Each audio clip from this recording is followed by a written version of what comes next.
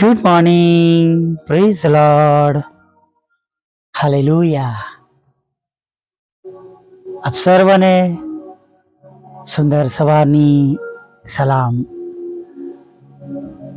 પ્રભુ આપ સર્વને પ્રેમ કરે છે.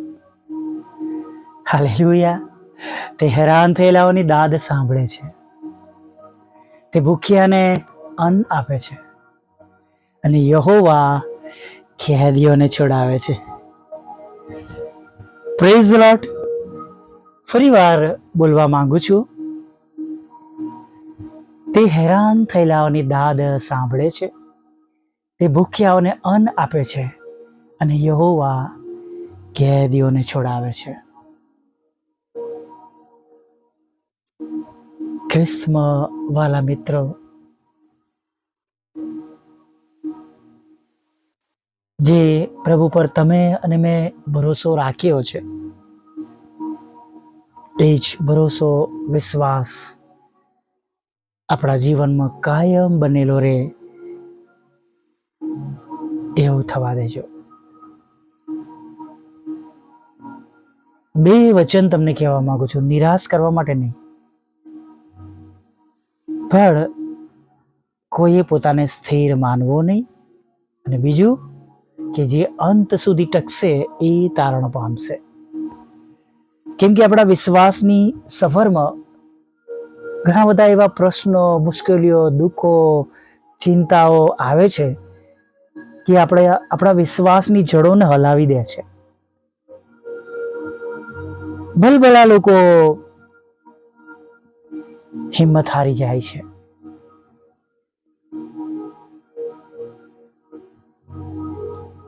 પણ આપણે ફરીવાર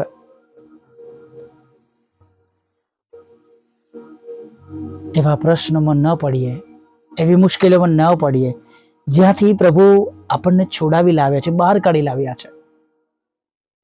હું ઘણી વાર કહું છું કે પ્રભુ મને પાપના કિચ્ચડમાંથી કાઢી લાવ્યા છે. સવારે ઉઠું ને, બ્રશ પણ ના કર્યું હોય અને પડીકીમાં મજાય, ફરી બ્રશ કરી હોય, ચા પીધી હોય અને ફરી પડીકી હોય, ફરી નાસ્તો કર્યો હોય ને ફરી પડીકી હોય, કોલેજ જવા નીકળ્યું હોય અને કોલેજ પહોંચતા પહોંચતા બીજી 3-4 પડીકી રસ્તામાં થઈ જાય. 2-3 પીડીયર પતે એટલે ફરી વાર કોલેજમાં એલાઉડ ના હોય, પણ ચૂપચાપ ખૂણામાં બેસીને પડીકીઓ ખાધી હોય. સાંજે ફરીવાર ઘર તરફ વળતા એટલી જ પડીકીઓ. જ્યારે મેં છોડી દીધી પડીકી, ત્યારે હું હિસાબ લગાવવા પ્રયત્ન કરતો હતો, કેટલા પૈસા મેં પ્રભુને આપેલા વેડફ્યા. મને કેલ્ક્યુલેટ ન કરી શક્યો, પણ જે એમાઉન્ટ જેટલી દેખાતી હતી ત્યારે ખબર પડી મેં પ્રભુના કેટલા બધા આશીર્વાદો ખોઈ બેઠા. જે મુશ્કેલીઓ મારા જીવનમાં હતી, જે જરૂરિયાતો હતી, એને ઘણી બધી રીતે હું પહોંચી વળી શકતો હતો. અને એ બધા કરતા તો સૌથી અગત્યની બાબત એ છે કે જે મેં ગુમાવી,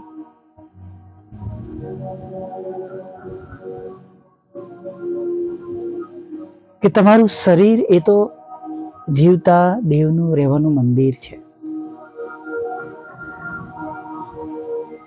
અને એ શરીરમાં તમાકુને આવવા દીધી.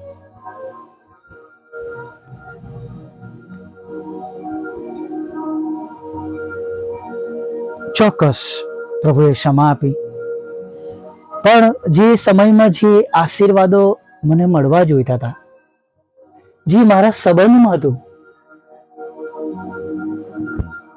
એ ન પ્રાપ્ત થયો. જેમ યશાયામાં ઇઝરાયેલ પ્રજાને પ્રભુ કહે છે કે તમારા પાપ જ એ મારીને તમારી વચ્ચે ભીતરૂપ છે, એમ એ બધી બાબતો મારા માટે પ્રભુના આશીર્વાદો વચ્ચે, પ્રભુની કૃપા વચ્ચે એ ભીતરૂપ બની ગયા.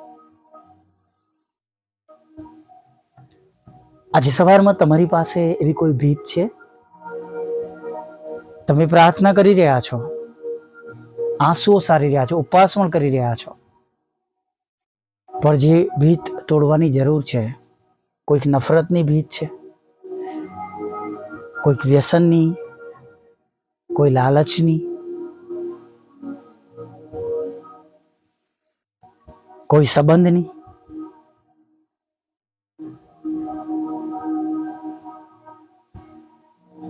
અથવા એવી કોઈ બાબતો છે જે પ્રભુને અપ્રિય છે. ઘણીવાર આપણને ગમતી બાબતો પકડી રાખીને પણ આપણે પ્રભુ મંદિરમાં જઈએ છીએ, માફ કરજો કહેવાના માટે, પણ આ સનાતન સત્ય છે. હૃદયમાં બધું લઈને આપણે પ્રભુની પાસે જઈએ છીએ.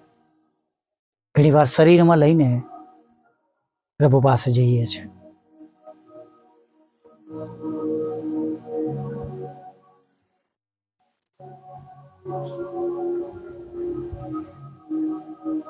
નુકસાન કોને થાય છે? આપણને જો પ્રભુના આશીર્વાદો વચ્ચે કોઈક બાબત આડી આવે છે.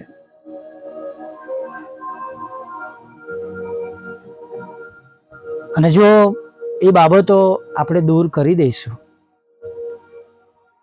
તો પ્રભુ દ્વારા કેટલા બધા આશીર્વાદિત થવાના છે તમે હું સાચે જ કહું છું કે તમે અને હું એની કલ્પના કરી શકતા નથી.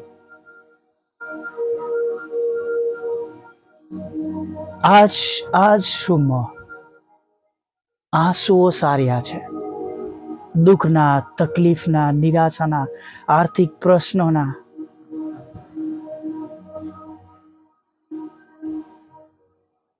મર્યાદિત વસ્તુઓ લાવી શક્યો છો.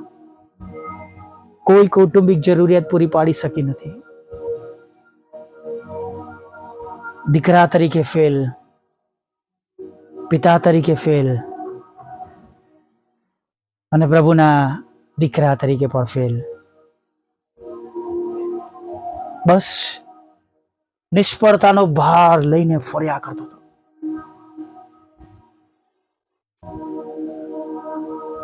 જ્યારે પ્રભુને જીવન સોંપ્યું, પ્રભુનો સ્વીકાર કર્યો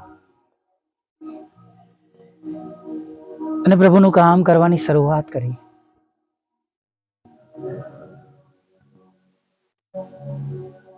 ધીમે ધીમે ધીમે બધું બદલાઈ ગયું. એકદમ નહોતું બદલાયું, ચોક્કસ કહીશ, પણ પ્રભુએ જેમ એલિયા માટે કર્યું એવું મારા માટે કર્યું. હું પણ આ 4 દિવાળીની બહાર ક્યાંય જતો નથી. ચોક્કસ આજે એવી પરિસ્થિતિઓ છે કે જ્યાં નફરત, ઈર્ષા દેખાય, ઘણી બધી એવી જગતની બાબતોના લીધે જે આશીર્વાદો મારા સુધી પહોંચવા જોઈએ, શૈતાન એવા મનોને બદલી નાખ્યા છે કે જે મારા સુધી ન પહોંચે, પણ તો પણ પ્રભુ રાખે છે, પ્રભુ સંભાળ લે છે, કાળજી લે છે. કદાચ પ્રભુની એવી ઈચ્છા હોય, જેમ અય્યુબ કહે છે કે શું પ્રભુ દુઃખ આપે તો આપણે તેનો સ્વીકાર ન કરીએ. કદાચ તમારા માટે કે મારા માટે આજે સવારમાં પ્રભુ એવી ઈચ્છતા હોય કે અમુક પરિસ્થિતિમાં તમે એનું રહીએ, તો શું આપણે નહીં રહીએ? પણ જો પ્રભુમાં નથી અને જો ભીતો દેખાય છે તો એ ભીતો દૂર ચોક્કસ કરવા પ્રાર્થના સાથે પ્રયત્ન કરજો. આશીર્વાદનો દૂધ તમે તમારા ઘરમાં, કુટુંબમાં, પરિવારમાં, જીવનમાં, બાળકોમાં, આત્મિક જીવનમાં ખચિત તમે જોશો. Praise the lord. આવો એક નાની પ્રાર્થના સાથે આજની સુંદર સવારમાં આગળ વધીએ. વાલા પ્રભુ, અમે તમારી સ્તુતિ કરીએ છીએ. હા પ્રભુ, તમારો પુષ્કળ આભાર માનીએ છીએ.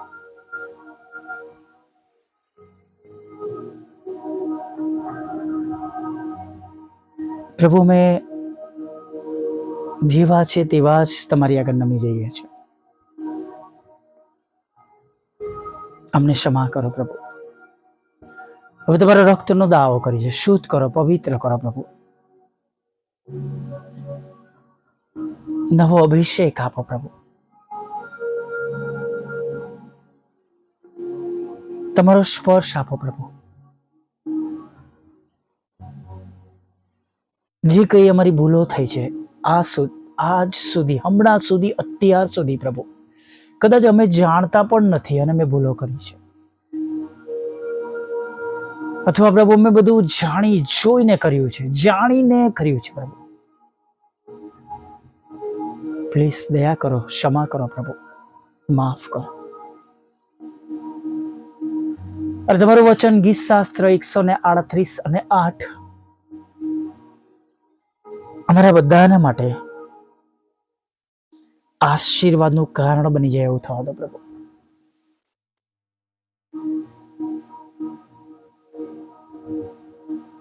જ્યાં જ્યાં અમે રોકાઈ ગયા છે, પડી ગયા છે, નિરાશ થયા છે, ત્યાં અમને બેઠા કરો, મદદ કરો.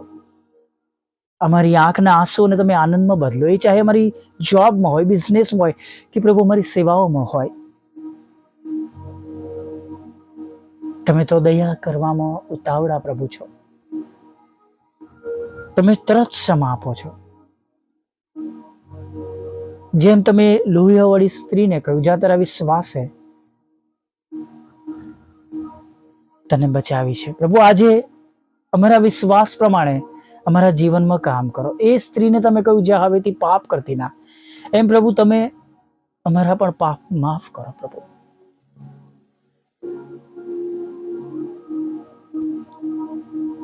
જગતના સોના રૂપા પર નહીં, પણ પ્રભુ અમે પણ પિત્તર અને યોહાનની જેમ કહી શકીએ કે અમને ઈસુ નાઝારી મળ્યા છે.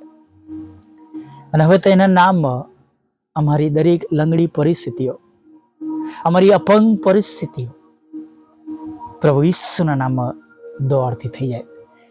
અમારી પરિસ્થિતિઓમાં અમે સાજાપણું પ્રાપ્ત કરીએ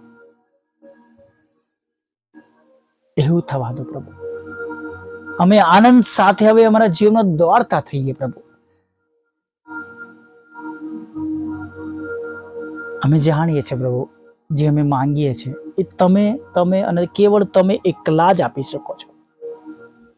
એવો વિશ્વાસ કરતા વિનંતી કરીએ છીએ કે મારી આજથી દોડ સવારે બદલાય, અમારી દોડ આનંદની હોય, અમારી આંખના આંસુઓ આનંદમાં બદલાઈ જાય, અને હવે પછી અમારું મુખ કદી ઉદાસ ન રહે પ્રભુ. એવું થવા દો. જે ગુમાવ્યું છે પ્રભુ પાછું મળે. અમારા સંબંધો પ્રભુ, ભાઈઓમાંનો પ્રેમ પ્રભુ, અમારા કુટુંબનો પ્રેમ પ્રભુ, અમારા અરસપરસનો સંબંધો પ્રભુ, અને ફરી એ વિશ્વાસ સાથે ઘરમાં અમે આનંદ કરીએ, સેવાઓમાં અમે આનંદ કરીએ, કુટુંબમાં આનંદ કરીએ પ્રભુ. એવું તમે થવા દો પ્રભુ. ઘણા વડીલો પ્રભુ કુટુંબથી વિખૂટા પડ્યા છે. પુત્રવધુ, પૌત્ર પૌત્રીઓ અલગ થયા છે પ્રભુ. અમે વિનંતી કરીએ છીએ કે તેમના છેલ્લા દિવસોમાં તેઓ કુટુંબ સાથે રહી શકે એવું થવા દો પ્રભુ. પ્રભુ માદાઓને સાજા કરજો, દિલીપભાઈને પણ સાજાપણું આપજો, તમામ લડાઈ ઝઘડા શાંત કરજો, જીત અપાવજો. કોર્ટ કેસોમાં અનીતિ થઈ છે એમાં તમે જીત અપાવજો, ન્યાય અપાવજો. તમારી સેવિકાના ખેતરમાંથી કડવા નામો દૂર કરજો, તેનો કબજો તમે તેમને અપાવજો. તમારી સેવિકાઓના એ મકાનો વેચાય, તેનો આનંદ તેઓ જોઈ શકે એવું થવા દો. તમારા સેવકનો એ પ્રશ્ન પ્રભુ જે પ્લોટનો છે એને પણ તમે દૂર કરજો પ્રભુ. એ ઓટિઝમ એ દીકરીના શરીરમાંથી નીકળી જાય, સાજી થાય એવી પ્રાર્થના કરીએ છીએ પ્રભુ. જે ગુમાવ્યું છે પ્રભુ કૃપા કરીને પાછું આપજો. ચાહે તમારા બાળકો હોય, સેવકો હોય, સેવિકાઓ હોય, ફરીથી તેમને બેઠા કરજો પ્રભુ. જે કંઈ ગુમાવ્યું છે પ્રભુ, લગ્નનો આશીર્વાદ આપો, બાળક ધનનો આશીર્વાદ આપો, નોકરી ધંધા રોજગારને આશીર્વાદિત કરો, લગ્નનો આશીર્વાદ આપો પ્રભુ. અને પ્રભુ ખાસ પ્રભુ વિધુરો વિધવા બહેનોના તો મન બુદ્ધ લોકો માનસિક રોગોની સાથે રહો. વિદેશ જવાની સફળતા આપો. જુદી જુદી પરીક્ષામાં પાસ કરો પ્રભુ. અમે પણ મિનિસ્ટ્રીમાં નવું વાહન જોઈ શકીએ અને પ્રભુ એના દ્વારા આગળ વધી શકીએ, કામ કરી શકીએ એવું થવા દો પ્રભુ. અમારી નાની સેવાઓ દ્વારા જે આજે વાવ્યું છે, વાવવાના છે, આગળ પણ વાવેલું છે, બધું ઉગી નીકળે અને આજે હજારો આત્માઓ અમે બચેલા જોઈ શકીએ એવું થવા દેજો પ્રભુ. મારા બંધ દરવાજા ખુલ્લા કરજો. સતાવનારાના હૃદય તમે બદલજો અને પ્રભુ જે આશીર્વાદોની જરૂર છે પ્રભુ, જે મિનિસ્ટ્રીની જરૂર છે પ્રભુ, અને જે બાબતો તમે જાણો છો એ પ્રમાણે તમારી મોટી દયા અને કૃપા અમારા પર થવા દેજો. અમારી મિનિસ્ટ્રીને, મારી સાથે જોડાયેલા દરેક લોકોને તમે બમણા આશીર્વાદથી ભરી દેજો. વોટ્સઅપ, ફેસબુક, યુટ્યુબ દ્વારા જેઓ સાંભળે છે, વિશ્વાસ કરે છે, તેમને પ્રભુ તમારી મોટી કૃપા અને દયાથી ભરી દેજો પ્રભુ. આગળના સમયમાં અમારી સાથે રહેજો. ખોરાક વસ્ત્ર અર્પણી આપજો. પાપોની ક્ષમા કરજો પ્રભુ અને સાંજે તમારું ભજન કરો મેં તેડી લાવજો. માગતા પ્રભુ ઈસુમાં આટલું સાંભળો દેવ બાપ માન્ય કરજો. આમીન, આમીન, આમીન.